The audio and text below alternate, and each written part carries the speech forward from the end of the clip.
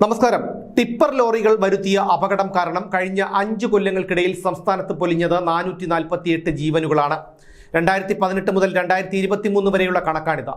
ഏറ്റവും കൂടുതൽ അപകട മരണങ്ങൾ നടന്നത് തിരുവനന്തപുരം ജില്ലയിലെ റൂറൽ ഏരിയയിലാണ്.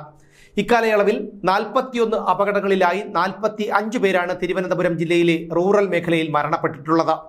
ഈ കഴിഞ്ഞ മാസം തലസ്ഥാന നഗരത്തിൽ 2 ദിവസങ്ങൾക്കുള്ളിൽ ടിപ്പർ ഇടിച്ചു മരണപ്പെട്ടത് 2 പേരാണ്. കഴിഞ്ഞ 5 കൊല്ലങ്ങൾക്കിടയിൽ സംസ്ഥാനത്തെ ജില്ലകളിൽ നടന്ന ടിപ്പർ അപകടങ്ങളിൽ മരണപ്പെട്ടവരുടെയും പരിക്കേറ്റവരുടെയും കണക്ക് ഇതാണ്. തിരുവനന്തപുരം സിറ്റി 16 പേർ മരണപ്പെട്ടു, 16 പേർക്ക് പരിക്കേറ്റു. തിരുവനന്തപുരം റൂറൽ 41 പേർ മരണപ്പെട്ടു, 45 പേർക്ക് പരിക്ക്. കൊല്ലം സിറ്റി മരണം 18, പരിക്കേറ്റവർ 18. കൊല്ലം റൂറൽ 21 പേർ മരണപ്പെട്ടു, 22 പേർക്ക് പരിക്കേറ്റു. പത്തനംതിട്ട 38 പേർക്ക് മരണം, 41 പേർക്ക് പരിക്ക്. ആലപ്പുഴ മരണപ്പെട്ടവർ 33, പരിക്കേറ്റവർ 33. കോട്ടയം മരണപ്പെട്ടവർ 30, പരിക്കേറ്റവർ 32. ഇടുക്കി മരണം 6, പരിക്കേറ്റവർ 6. എറണാകുളം സിറ്റി മരണപ്പെട്ടവർ 15, പരിക്കേറ്റവർ 17.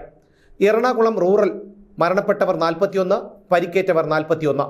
തൃശൂർ സിറ്റി മരണം 10, പരിക്കേറ്റവർ 10. തൃശൂർ റൂറൽ 11 പേർ മരണപ്പെട്ടു, 11 പേർക്ക് പരിക്കേറ്റു. പാലക്കാട് 38 പേർ മരണപ്പെട്ടു, 39 പേർക്ക് പരിക്കേറ്റു. മലപ്പുറം 31 പേർ മരണപ്പെട്ടു, 32 പേർക്ക് പരിക്കേറ്റു. കോഴിക്കോട് സിറ്റി 10 പേർ മരണപ്പെടുകയും 10 പേർക്ക് പരിക്കേൽക്കുകയും ചെയ്തു. കോഴിക്കോട് റൂറൽ 37 പേർ മരണപ്പെടുകയും 40 പേർക്ക് പരിക്കേൽക്കുകയും ചെയ്തു. വയനാട് മരണപ്പെട്ടത് 11 പേർ, പരിക്കേറ്റത് 14 പേർ.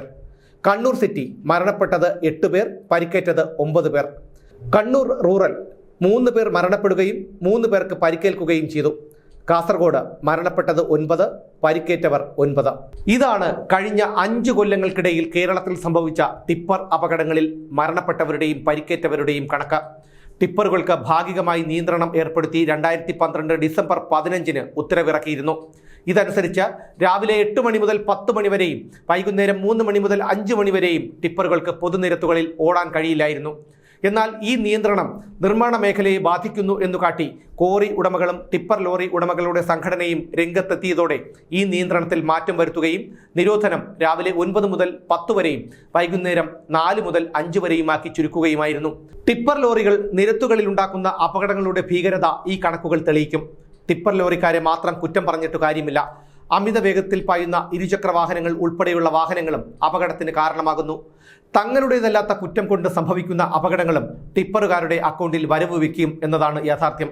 വേണ്ടത് കുറ്റപ്പെടുത്തലുകളും നിയന്ത്രണങ്ങളും ഒന്നുമല്ല, വാഹനം ഉപയോഗിക്കുന്നവർക്ക് ബോധവൽക്കരണമാണ് വേണ്ടത്.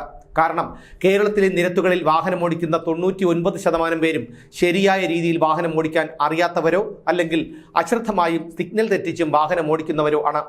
അതുകൊണ്ട് തന്നെ കോടികൾ മുടക്കി AI ക്യാമറകൾ സ്ഥാപിച്ച ജനങ്ങളെ ചട്ടം പഠിപ്പിക്കുകയും പിഴ പിഴിഞ്ഞെടുക്കുകയും ചെയ്യുന്നതിനു പകരം അവർക്ക് ശരിയായ തരത്തിലുള്ള ബോധവൽക്കരണം നൽകുകയാണ് വേണ്ടത്.